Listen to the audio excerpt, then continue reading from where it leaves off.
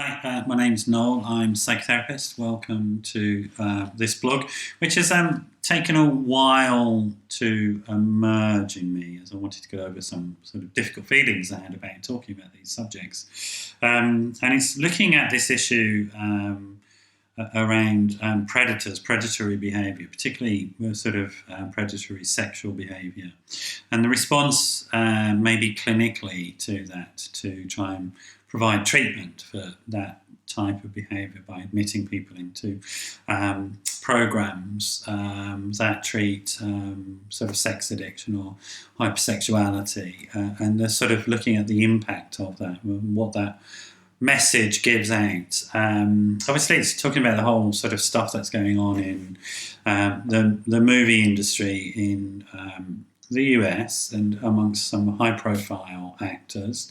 I'm just going to put a sort of a health warning on this. I haven't assessed any of the people involved.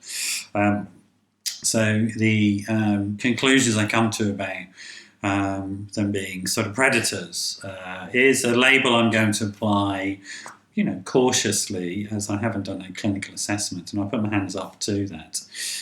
What I do bring to the conversation and the debate is a background in forensic work, having worked with insecure units, with sex offenders, murderers, etc.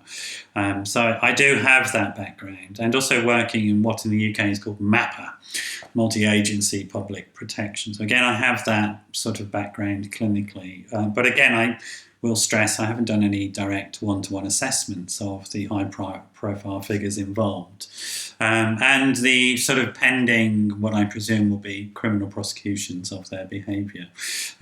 What I want to look at is the issues of treatment, and something that made me, really quite angry about admitting what on the surface seems like predators into programs that are designed to help people who, although they may have done things that we would disagree with, are fundamentally people who are actually vulnerable and in need of help.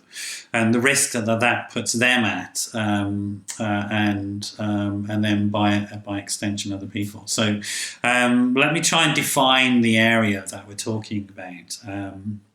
There are sort of the basic principle in any sort of forensic work, and forensic just means pertaining to the criminal justice system. So I worked in sort of secure settings, hospitals, with people who had committed pretty serious criminal offences, including rape, including murder, including assault, etc., who were deemed to be in some way not responsible for their actions due to some sort of disorder, and then sent for treatment. I know some people may think about that as the easier, softer option. It's not really. It's not a punishing option either. It is a treatment option. And the point about the treatment, the core point about that treatment, is to make that person safer. That's it. Public protection is the core principle involved in any work that one undertakes in any sort of forensic setting, i.e. a secure setting, or even a community setting such as multi-agency public protection. And that's why they're called public protection. They fundamentally, those that are involved are committed to ensuring that there are no more victims. And that's a core principle, I think, in the work. I sort of, that hasn't changed. I haven't been in the field for a while, that's true, but that hasn't changed. I know people are still involved, and that's what everybody's committed to, is ensuring that somebody's safe. If they're not safe, they're not leaving the secure environment. Now, the thing about MAPA is that it deals mostly with people who are given prison sentences and get released, and typically have not been made safe through treatment, and therefore remain a risk to the community. These are, quite serious issues, and it's worth talking about that. The difference between somebody being sent to treatment, somebody being sent for a sentence. A sentence is determined. It's a certain length unless it's one of the open sentences that are available. But that's, not as common as you think. Whereas treatment will go on as long as the professionals involved deem it's necessary and can demonstrate that it's clinically necessary. And to be honest, some forms of predatory behaviour are not treatable. So if somebody's in a treatment regime, de facto that means that that's where they are forever, until, of course, the psychiatric and psychological sort of methodology improves to the point where that person can be made safe. But if they can't be made safe, they're not leaving that secure environment. So those are some of the sort of principles involved. Now, what I saw happen in the US was that, so I'm specifically thinking about a couple of very high-profile people within the film industry who were admitted for treatment inappropriately.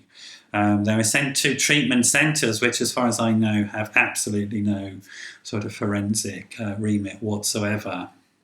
That the population or the other patients in that treatment facility were not a forensic population. There wasn't the safety mechanisms in place in a secure hospital setting, and so were as open to predation as anybody else. And the people that had been, I guess, admitted on those programs were vulnerable people, which would have, in the US context, would be assessed as being what's called sex addicts.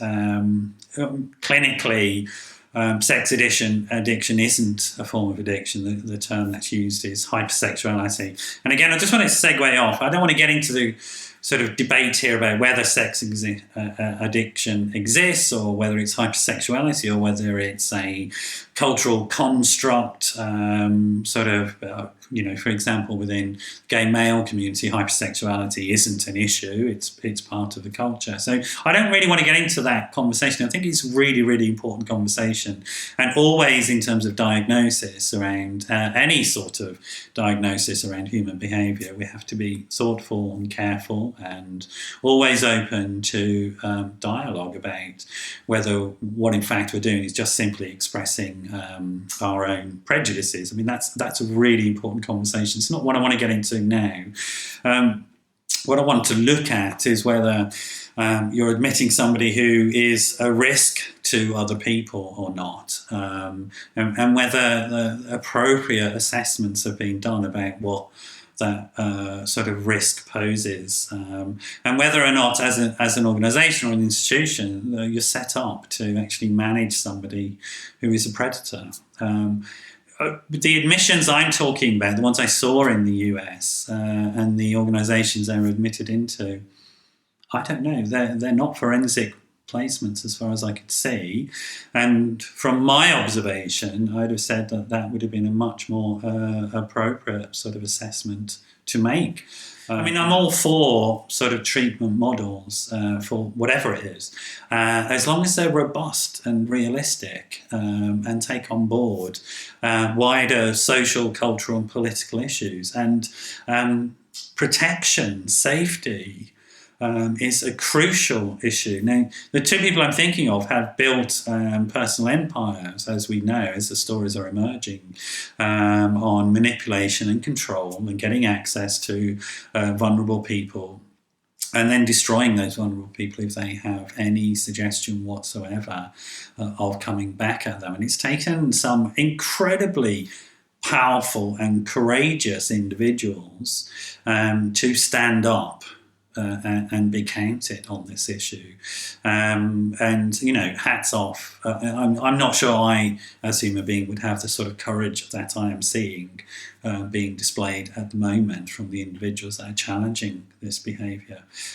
because I guess they felt the whole of their career and the whole of their life was at threat. And given that one of the individuals was getting ex-Mossad agents to dig up dirt and frighten and bully people, according to press reports. I mean, that's quite serious stuff going on. Now, that type of behaviour is very different to my experience of people who have issues around, let's loosely call it sex addiction. Like any addict, yes, an addict can cause absolute chaos when they're active in their addiction, and untold damage and trauma to families and friends. But nevertheless remain people with a condition that leaves them vulnerable and exposed as well. And, you know, and again, I don't want to get into a big debate about that, but there is a big distinction there. And something like addiction, if that's what people have, and we go with that terminology, is eminently treatable, whereas the more predatory stuff actually is very difficult to think about. You know, this sort of narcissist sexual predation, it's very difficult to think about sort of treatment models that work that don't include secure settings. That's the way it is. I sort of, maybe I'm wrong about that. If somebody knows of a treatment program that is less secure and works, I'd be delighted to hear about it. But you know, a voluntary admission to a program that's designed to help people who are vulnerable because of addiction, I'm sorry, I just don't see that. And actually what it seemed to do was to justify the behaviour and say it isn't what it looks like, which is narcissistic sexual predation. I think that's really unfortunate. I think that's really unfortunate that clinically those are the signals. I'm sure that these treatment centres would not have wished to have given that message, but certainly this clinician got that message that somehow collusion was taking place. I'm sorry if this comes across as very strong, but as I said, I was very, very upset. From my perspective, my upset is nothing to the victims of these predators, of course, and I'm not drawing any sort of equivalency at all, so please don't hear that. But as a clinician, I was very angry to see that.